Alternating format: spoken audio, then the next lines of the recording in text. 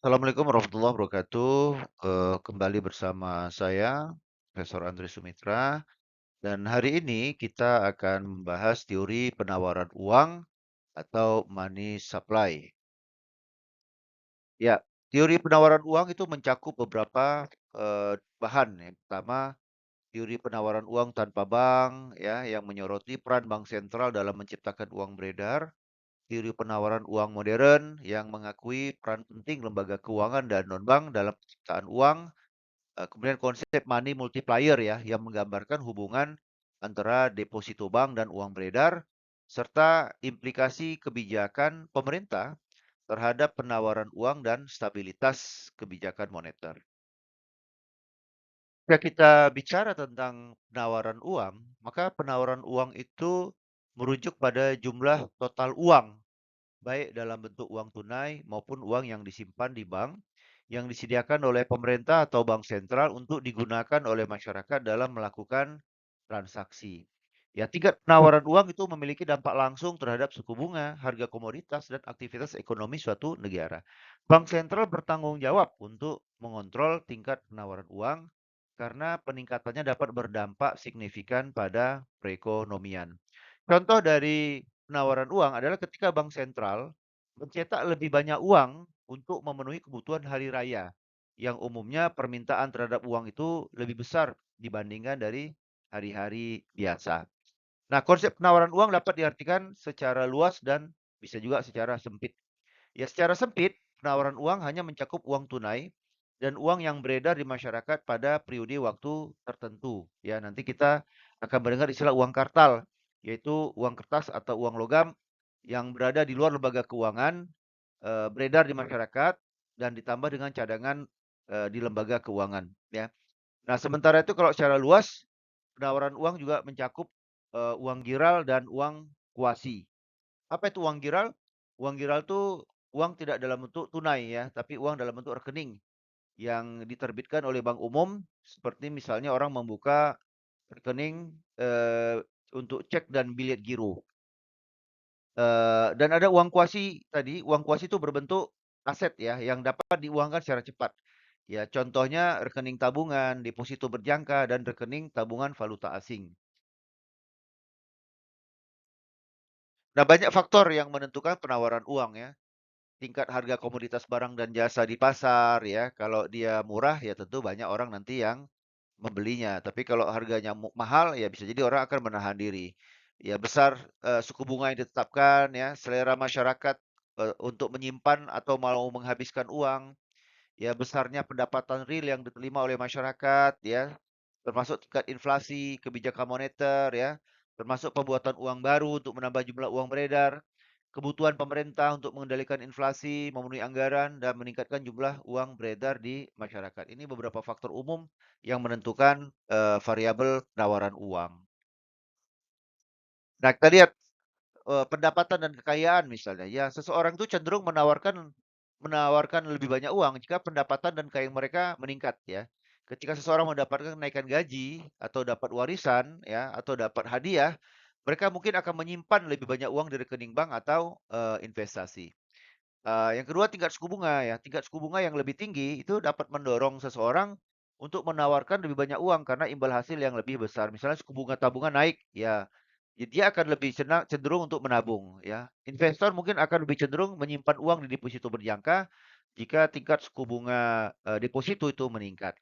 Kemudian yang ketiga tingkat inflasi ya. Tingkat inflasi yang lebih tinggi itu dapat mengurangi daya beli uang sehingga mendorong seseorang untuk menawarkan lebih sedikit uang. Contoh ya, dalam situasi inflasi yang tinggi, seseorang mungkin akan lebih memilih untuk menginvestasikan uangnya dalam aset yang memberikan return atau keuntungan yang lebih tinggi daripada menyimpannya dalam bentuk uang tunai.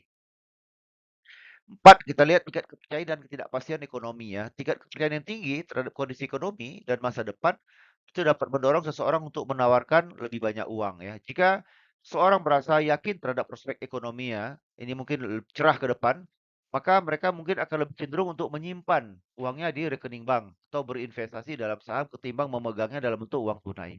Kelima, pilihan investasi yang tersedia ya. Jadi ketersediaan berbagai jenis investasi itu dapat mempengaruhi penawaran uang baik individu maupun rumah tangga. Misal nih, jika pasar saham sedang mengalami kenaikan yang signifikan, ya mungkin seseorang akan lebih cenderung untuk berinvestasi di pasar saham daripada menyimpan uangnya di rekening bank, karena dia melihat keuntungan berinvestasi di pasar saham itu lebih tinggi daripada mendapatkan bunga di tabungan rekening bank. Yang keenam, akses terhadap layanan keuangan. Semakin mudah akses terhadap layanan keuangan, maka semakin mudah individu untuk meletakkan atau menawarkan uangnya pada layanan keuangan tersebut ya. Ya misal nih, semakin mudah akses membuka rekening di bank online, nah ini akan semakin cenderung memudahkan orang untuk menyimpan uangnya di bank tersebut daripada menyimpan uangnya di rumah. 7, tujuan dan prioritas keuangan. Jadi tujuan keuangan individu atau rumah tangga itu juga mempengaruhi penawaran uang. Misalnya apakah mereka lebih fokus pada tabungan jangka panjang atau konsumsi. Misalnya jika seseorang memiliki tujuan untuk membayar uang muka rumah dalam beberapa tahun ke depan, maka dia mungkin akan lebih cenderung untuk menabung lebih banyak uang ketimbang menghabiskannya. 8 ya, faktor pengeluaran dan kebutuhan hidup ya. Jadi memang tingkat pengeluaran kebutuhan hidup itu juga mempengaruhi seberapa banyak uang yang tersedia untuk ditawarkan. Sebagai contoh, jika seseorang menghadapi biaya hidup yang tinggi atau memiliki tanggungan yang besar, maka mungkin dia akan menawarkan lebih sedikit uang untuk ditabung atau untuk diinvestasikan. Sebaliknya, jika biaya hidupnya rendah sehingga dia memiliki kelebihan uang lebih banyak, tanggungan yang lebih sedikit, maka dia akan bisa menawarkan lebih banyak uang untuk ditabung atau untuk diinvestasikan. Yang kesembilan, persepsi risiko. Nah, persepsi risiko seseorang terhadap risiko investasi atau tabungan itu juga akan mempengaruhi keputusan mereka dalam menawarkan uang. Ya, contoh, jika seseorang memiliki toleransi risiko yang rendah, maka dia akan lebih cenderung memilih ke investasi yang menurut mereka lebih aman ya.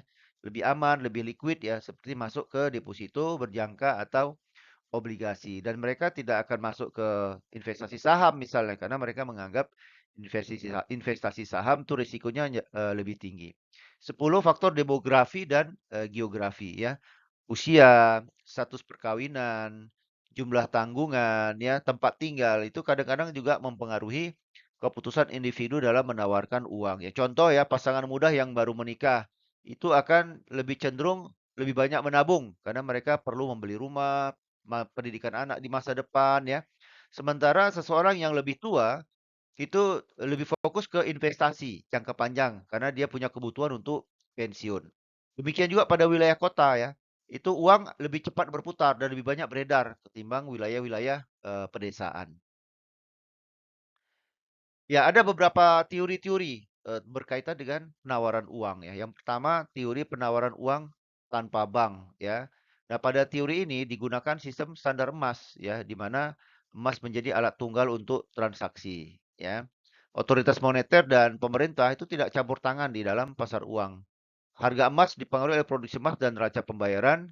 Nah, di sini berlaku jika harga emas naik, produsen akan meningkatkan produksi emas yang kemudian menurunkan harga emas. Jadi di sini teori ini menggunakan sistem standar emas, di mana emas adalah satu-satunya alat transaksi.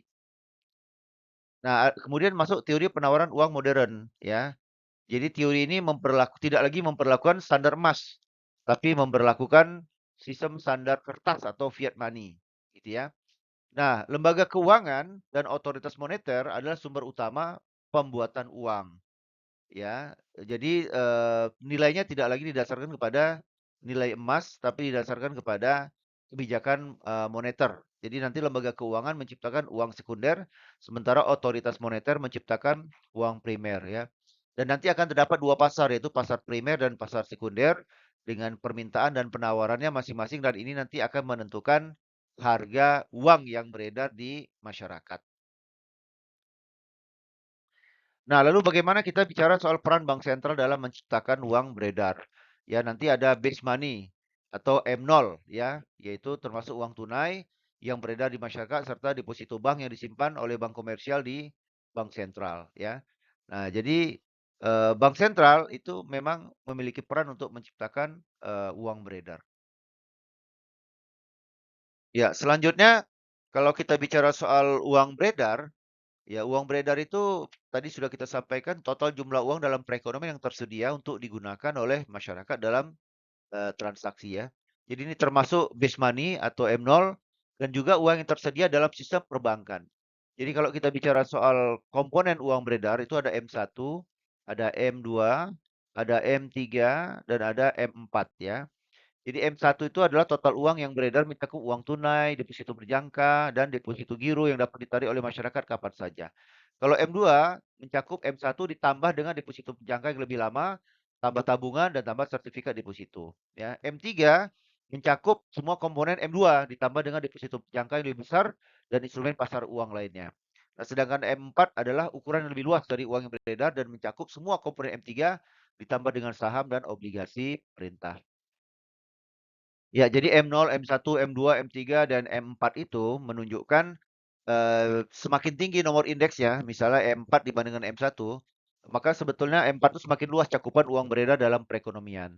Tapi dia semakin rendah tingkat likuiditasnya. Jadi semakin rendah dia semakin liquid ya. Ini mencerminkan tingkat konversi yang lebih rendah ke uang tunai atau aset yang cair secara instan kalau kita menghitung M0, M1, M2, M3, dan M4. Nah, bank sentral itu mengatur ya penawaran uang dalam perekonomian melalui berbagai instrumen dan tindakan dengan tujuan mencapai dan mempertahankan stabilitas harga serta mendukung pertumbuhan ekonomi yang sehat. Oleh karena itu butuh strategi yang tepat untuk mengatur penawaran uang dan ini sangat bergantung pada kondisi ekonomi dan tujuan kebijakan moneter yang ditetapkan oleh bank sentral. Nah, dalam mengatur penawaran uang, bank sentral itu bisa melakukan operasi pasar terbuka, bisa juga melakukan pengaturan suku bunga melalui interest rate targeting, bisa juga melakukan kebijakan quantitative easing, ya. Bisa juga penyediaan dan penghapusan likuiditas, bisa melalui pengaturan persyaratan cadangan wajib minimum, bisa melakukan intervensi mata uang asing, ya, bisa juga melakukan discount rate, bisa juga melakukan moral suasion. Ya, jadi bank dan lembaga keuangan juga memiliki peran penting ya dalam proses penciptaan uang di mana melalui pemberian pinjaman dan investasi, ya. Jadi penciptaan uang oleh lembaga keuangan itu mendukung aliran dana dalam perekonomian dan mendorong pertumbuhan ekonomi, baik bank maupun lembaga keuangan non-bank. Nah, nanti kita bicara konsep money multiplier ya. Jadi money multiplier itu kita ambil contoh di mana uang itu bisa menghasilkan perubahan yang lebih besar dalam jumlah uang beredar dalam, perekonomian, ya. Kita ambil contoh ini, misalkan Bank A memiliki rasio cadangan wajib sebesar 10% dan seseorang menyetor uang sebesar 1 juta di bank tersebut. Dengan menggunakan konsep money multiplier misalnya, uang yang disimpan di Bank A 1 juta. Lalu Bank A menyimpan 100.000 atau 10% tadi sebagai cadangan wajib ya. Dan sisanya yang 900.000 itu diberikan pinjaman pada pihak lain. Lalu si peminjam kemudian menggunakan uang 11 juta untuk melakukan pembayaran atau investasi gitu ya. Lalu seseorang itu menerima pinjaman tadi, menyetor kembali uang 900.000 tadi ke Bank A. Bank A kembali lagi menyimpan 10%, yaitu 90.000 sebagai cadangan wajib dan menggunakan sisanya 810.000 untuk memberikan pinjaman baru. Dan proses ini terus berlanjut, terus berlanjut, terus berlanjut, menciptakan siklus di mana setiap penyetoran uang di bank menghasilkan peningkatan uang beredar yang lebih besar daripada jumlah awal yang tadi sudah. Ya, memahami implikasi kebijakan pemerintah terhadap penawaran uang dan stabilitas moneter itu sangat penting untuk menjaga keseimbangan dan kinerja perekonomian ya. Kenapa? Karena hal ini berkaitan dengan pengendalian inflasi, yaitu dengan tujuan menjaga stabilitas harga. Kemudian menjaga tumbuhan ekonomi tetap positif ya, yaitu mendorong pengembangan bisnis dan ciptaan lapangan kerja baru. Ya, menjaga stabilitas keuangan supaya tidak terjadi krisis keuangan atau terjadi risiko sistemik. Kemudian juga menjaga pengendalian mata uang asing supaya daya saing ekspor terjaga ya, inflasi impor sesuai dengan harapan dan menjaga stabilitas ekonomi secara keseluruhan.